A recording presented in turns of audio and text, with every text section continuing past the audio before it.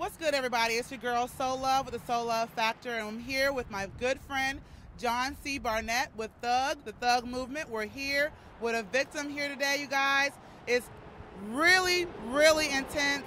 I'm going to let John C. Barnett take it over from here. Miss Solove, I want to thank her for allowing us to come out here today, and she's definitely been very supportive in reference to pushing our stories. So today we're here live.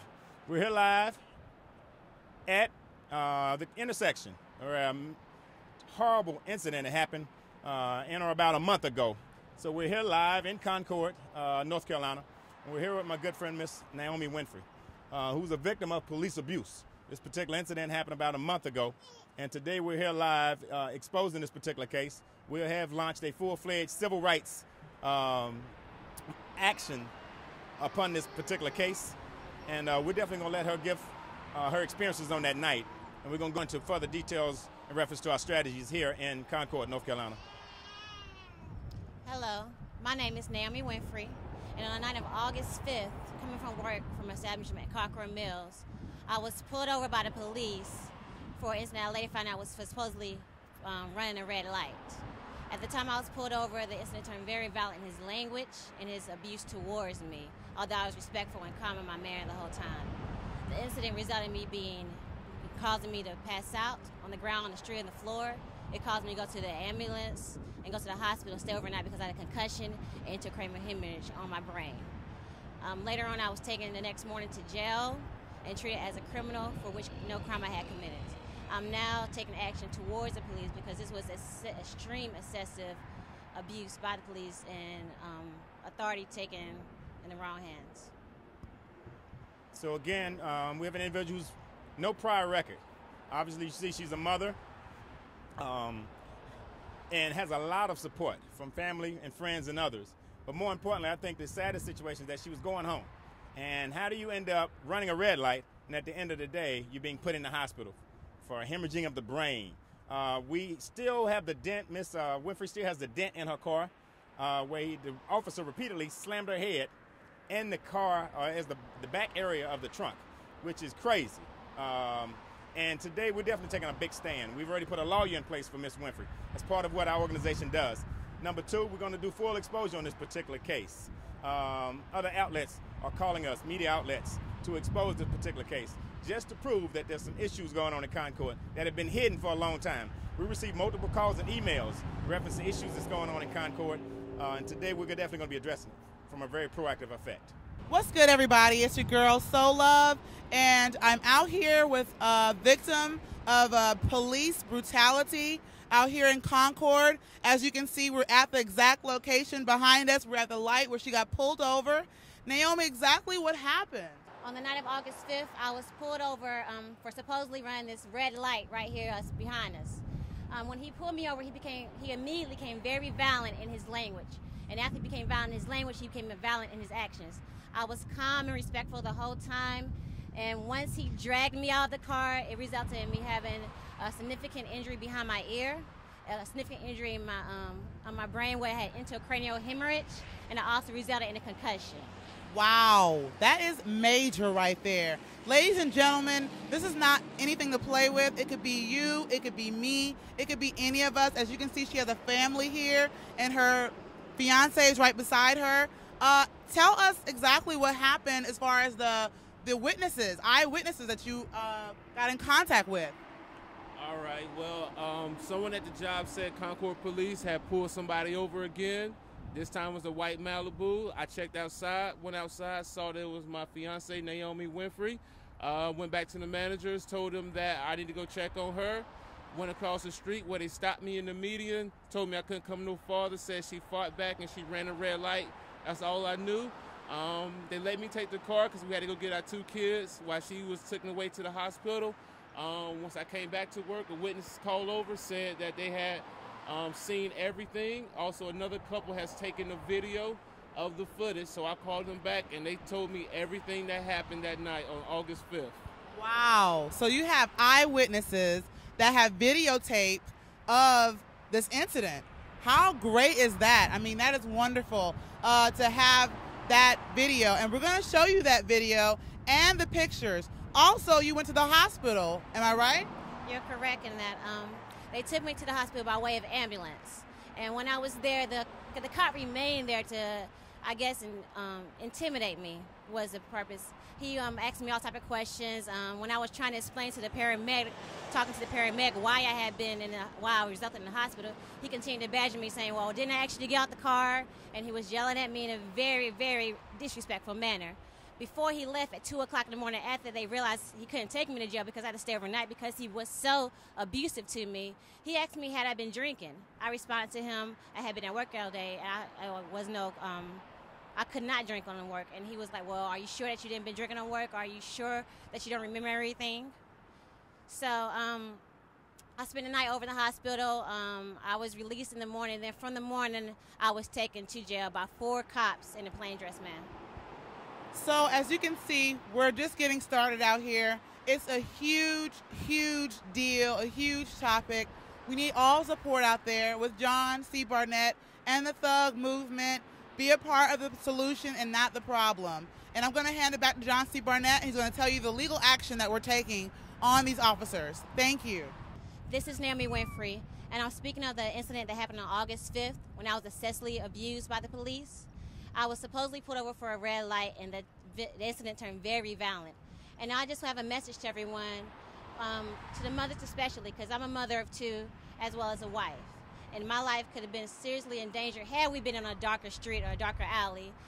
I'm now going to take self-defense classes because I have no idea. Once that man put his hands around my neck and threw me out the car, I have no idea what happened until I woke up from my concussion, honestly.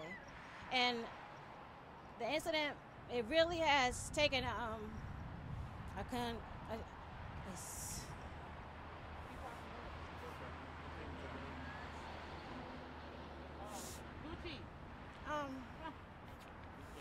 can't, it's really taking a bad toll on me. I have a lot of anxiety, a lot of nights I can't sleep because he told the nurses when I told him I was scared of him that he was going to beat me with me all night long and I wasn't going to get away from him.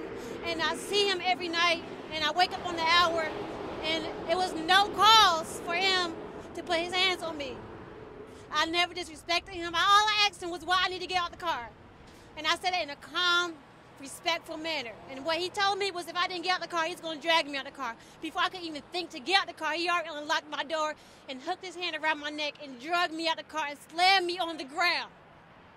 I had blood over my trunk. I passed out. Why was I passing out when I even put my hands on you? I'm sorry. So again, as you see, this is definitely not staged. This is real life experiences. And it could happen to you. Could happen to you in Concord. I've been fighting civil rights for 12 years. Been working with Reverend Sharpton for 10 years. And I get calls every week. Inboxes, Facebox, inbox. I got inmates calling me from prison. And Reverend Sharpton receives about 2,000 calls every 2 weeks. And we have increased our calls since Barack has been in office. We're averaging about 30 to 40 calls a week. And keep in mind, I can't only contact but so many and reach out to so many people. So we reached out to about maybe 5 people in a week.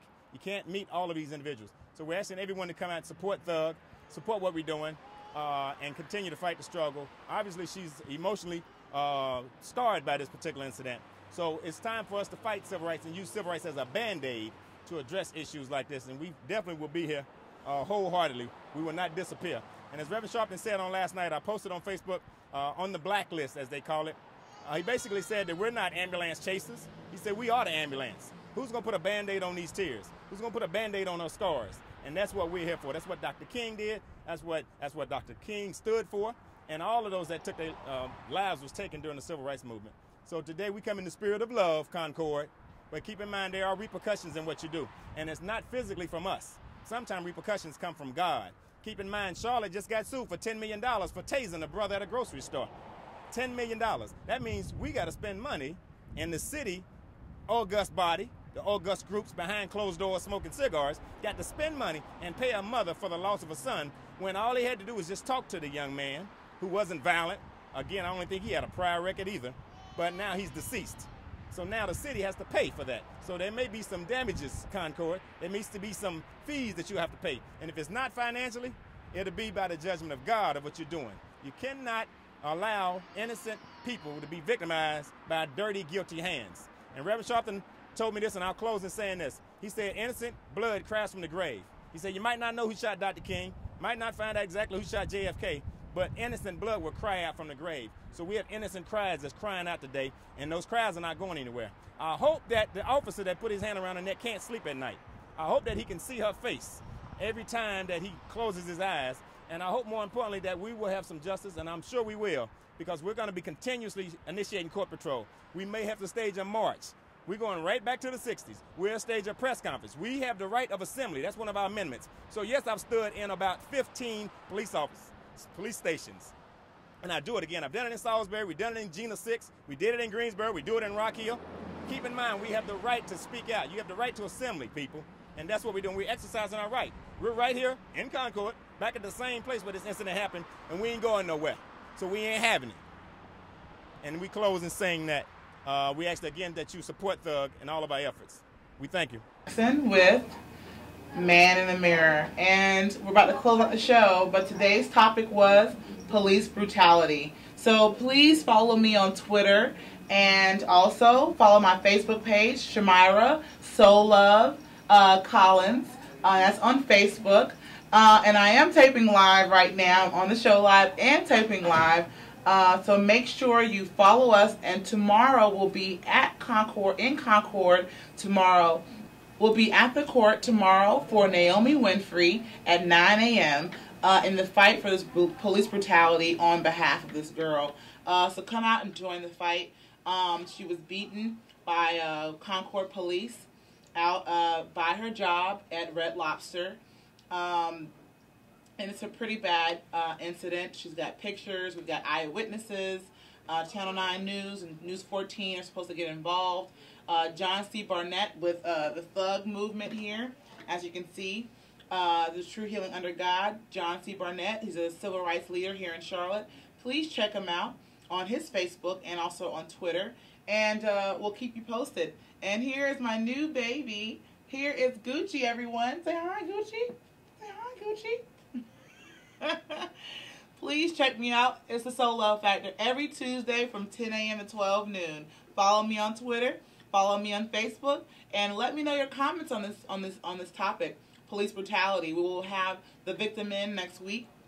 And we'll also be covering stories like this all the time, all over Charlotte and Concord. So keep it locked. It's the Soul Love Factor.